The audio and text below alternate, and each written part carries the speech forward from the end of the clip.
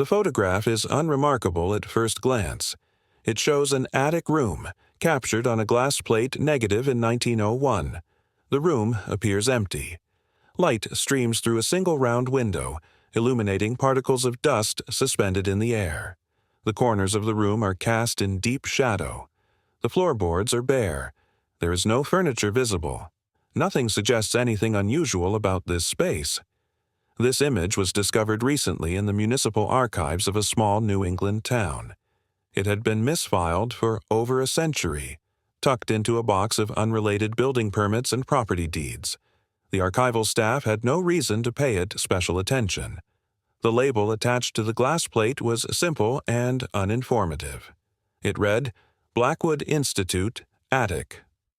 For most people, this photograph would inspire nothing more than mild curiosity. An empty attic room from the turn of the 20th century, a piece of architectural history, a record of a building long gone. But this particular image became something else entirely when it was examined more closely. This is the photograph that froze researchers in their tracks. The discovery began with Dr. Aaron Piper, a lead archivist working for the County Historical Preservation Society. Dr. Piper had been assigned the task of digitizing old architectural records as part of a statewide initiative to preserve historical documents. The work was tedious and repetitive. Most of the glass plate negatives showed construction sites, municipal buildings, and street scenes. They were valuable for historical research, but they rarely contained surprises. The Blackwood Institute photograph was in the wrong box. It should have been filed with institutional records, but instead it was mixed in with residential property documents from a completely different decade. Dr. Piper almost set it aside without scanning it, but the date caught her attention. Photographs from 1901 were relatively rare in this particular collection. She decided to digitize it. The scanning process used high-resolution equipment capable of capturing fine details invisible to the naked eye. When Dr. Piper examined the digital file on her computer screen, she noticed something odd. In the darkest corner of the attic room, there appeared to be an anomaly. The shadows in that specific area seemed unusually dense. She zoomed in. The pixels revealed a shape. It was faint, but it was there. Something stood in that corner. Something that had not been immediately visible in the original photograph. Dr. Piper increased the contrast. She adjusted the brightness. The shape became clearer. It was not a trick of the light. It was not a flaw in the glass plate. There was an object in that corner, and someone, over a century ago, had deliberately tried to hide it. This discovery raised an immediate question. What was in that corner? And why would anyone manipulate a photograph to conceal it? To understand the significance of this finding, it is necessary to understand the history of the building itself. The Blackwood Institute was not what its name suggested. The Augustus Institute for Children operated from 1880 to 1903. Despite its official title, it was not a school. It was not a hospital. It was an orphanage, funded partly by the state and partly by private donations from wealthy families in the region.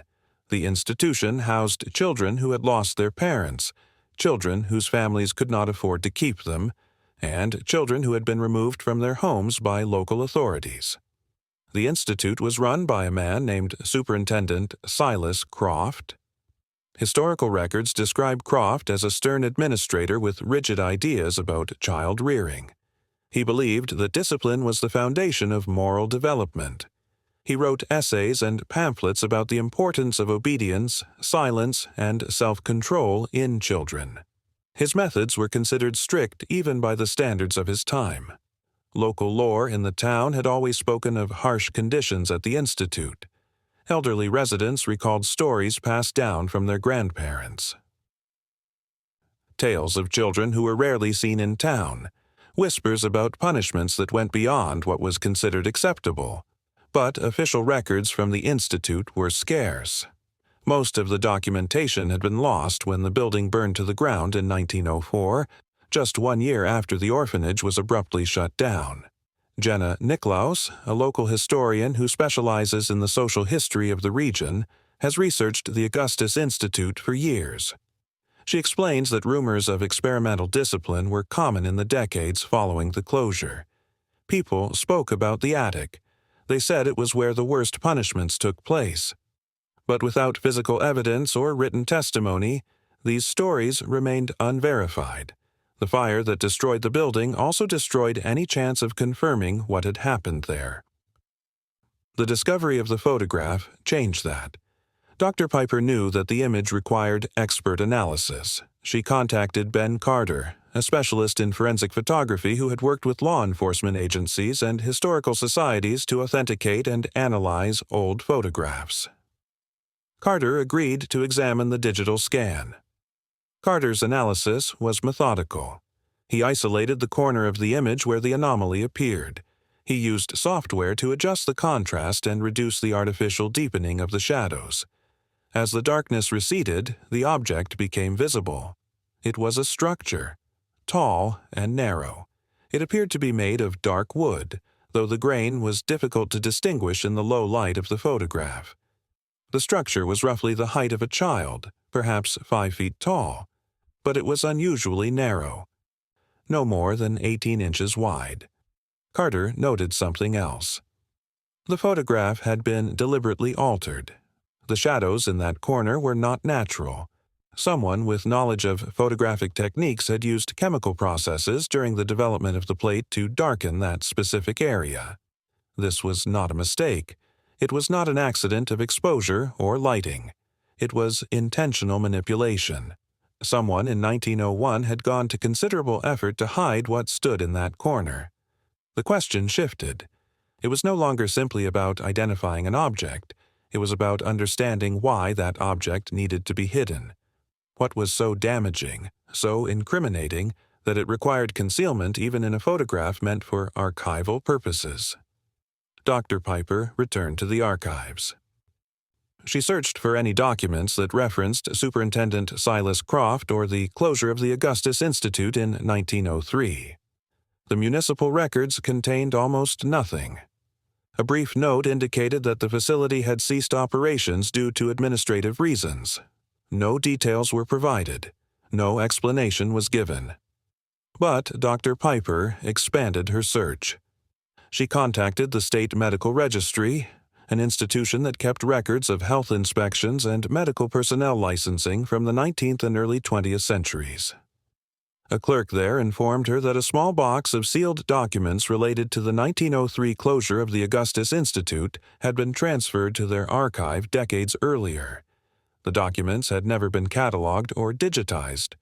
Dr. Piper requested access to the box. Inside, she found not an official report or government correspondence, but something far more personal.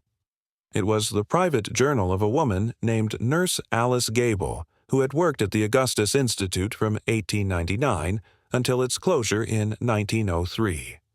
The journal was a revelation. Nurse Gable had written extensively about her experiences at the Institute. Her entries were detailed, specific, and deeply troubling. She described the daily routines of the children. She wrote about the lack of adequate food and medical care. She documented injuries that she believed were the result of excessive physical punishment. And she wrote about the attic. Nurse Gable called it the silence room. She explained that Superintendent Croft had developed what he termed a system of moral correction. At the center of this system was a device of his own invention. He called it the moral frame. Nurse Gable's description of this device was precise and chilling. The moral frame was a tall, narrow wooden cabinet. It was just wide enough for a child to stand inside, but not wide enough to sit or crouch comfortably. The interior was bare. There were no windows. There was no light source. Children were placed inside the frame and the door was locked. They were required to stand in complete darkness for hours at a time. In some cases, Nurse Gable wrote, children were kept inside for an entire day or longer. The purpose, according to Superintendent Croft, was to teach stillness and obedience.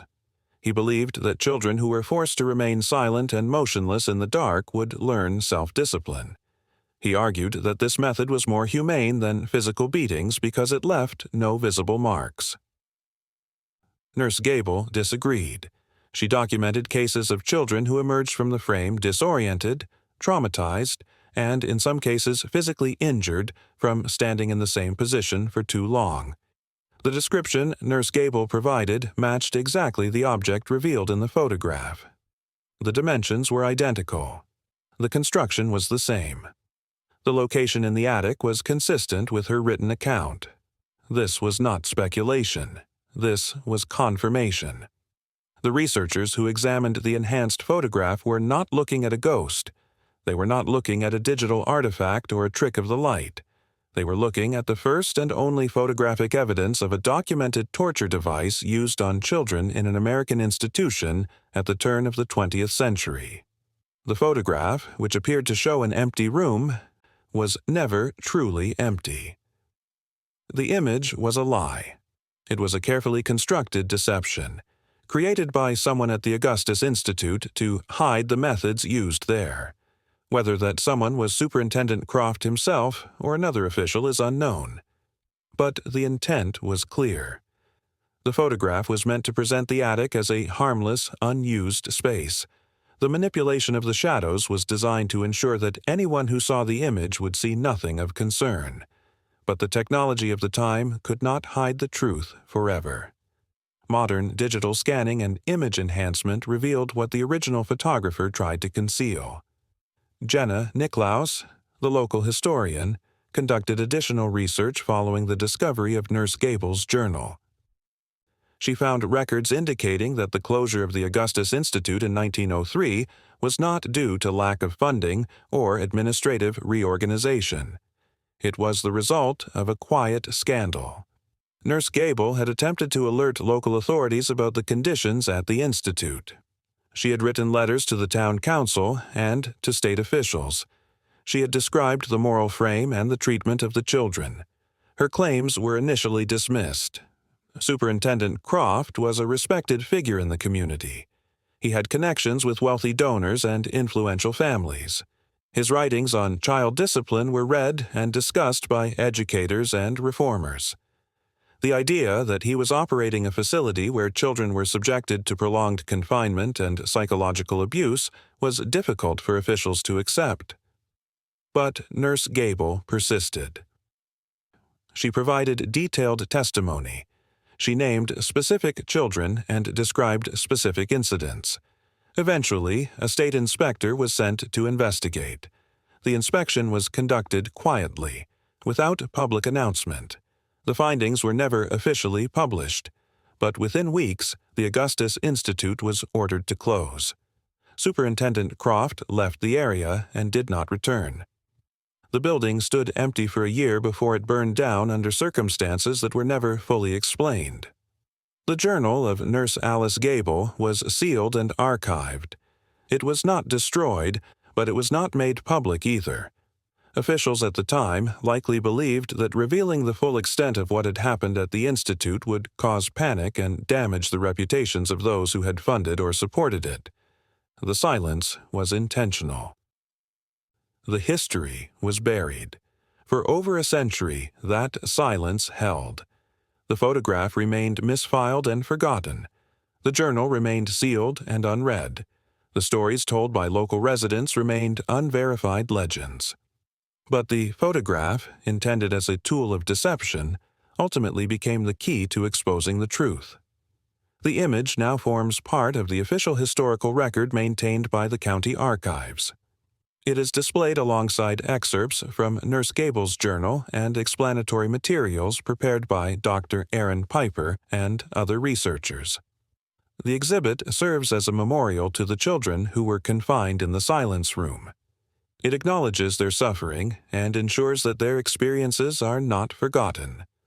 The case of the Augustus Institute raises broader questions about historical memory and institutional accountability. How many similar stories remain hidden in archives waiting to be discovered? How many photographs contain secrets that can only be revealed through modern technology? How many documents are sealed, misfiled, or forgotten, holding evidence of injustices that were never publicly acknowledged? The work of archivists like Dr. Aaron Piper is essential to answering these questions. The digitization of historical records is not merely a preservation effort. It is an investigative process. Every document scanned, every photograph enhanced, every archive box opened has the potential to reveal something significant. History is not static. It is constantly being uncovered, reinterpreted, and understood in new ways. The photograph of the attic room is a reminder that what we see is not always the full truth. Images can be manipulated. Records can be altered. Histories can be hidden. But evidence persists. The glass plate negative survived for more than a century, carrying within it the proof of what Superintendent Silas Croft tried to hide. The children who stood inside the moral frame left no written accounts of their own. Their voices were silenced by the very institution that claimed to be caring for them. But Nurse Alice Gable gave them a voice through her journal. And the photograph, despite the efforts to obscure it, gave them visibility. They were there. They suffered. And now, finally, their story is known. The legacy of the Augustus Institute for Children is one of silence broken. The photograph breaks that silence. The journal breaks that silence. The work of researchers and historians breaks that silence. What was hidden is now seen. What was denied is now confirmed. What was forgotten is now remembered. The attic room was never empty. It held a device designed to break the will of children through isolation and darkness. It held the evidence of a system that prioritized control over care. It held a truth that powerful people wanted to hide. But the truth, as it often does, survived. It waited in the shadows of a manipulated photograph until technology and determination brought it into the light. The story of the Augustus Institute is not unique. Institutions across the country have histories of abuse and neglect that were covered up or ignored. Some of these histories have been uncovered. Many have not. The work continues. Archives are still being digitized. Documents are still being discovered. Photographs are still being analyzed. Each new finding has the potential to reveal another hidden chapter of the past. The photograph of the attic room stands as evidence that history does not disappear simply because it is hidden. It persists in records we assume are mundane. It waits in misfiled boxes and forgotten archives. It survives in the testimony of people like Nurse Alice Gable, who refused to stay silent even when their words were ignored. The researchers who discovered the truth about this photograph were frozen not by fear, but by recognition. They understood immediately what they were looking at. They understood the significance of the concealed object. They understood that this single image confirmed what had been whispered about for over a century. The empty room was never empty. The innocent photograph was never innocent. The respected institution was never what it claimed to be. This is why the work matters. This is why archives matter. This is why the careful examination of historical records matters. Every document tells a story. Every photograph holds information. And sometimes that information changes our understanding of the past. It challenges the narratives we have accepted. It gives voice to those who were silenced. It brings justice, even if that justice is only the acknowledgement of truth. The Augustus Institute for Children is gone. The building burned long ago. Superintendent Silas Croft is gone. The children who suffered there are gone. But the evidence remains. The photograph remains. The journal remains. The memory remains. And now, the truth is part of the historical record. It cannot be erased again. It cannot be hidden again. It stands as a testament to the resilience of truth and the importance of looking closely at the past, even when that past is uncomfortable. History is often hidden in plain sight, waiting for someone to look closely enough to see it.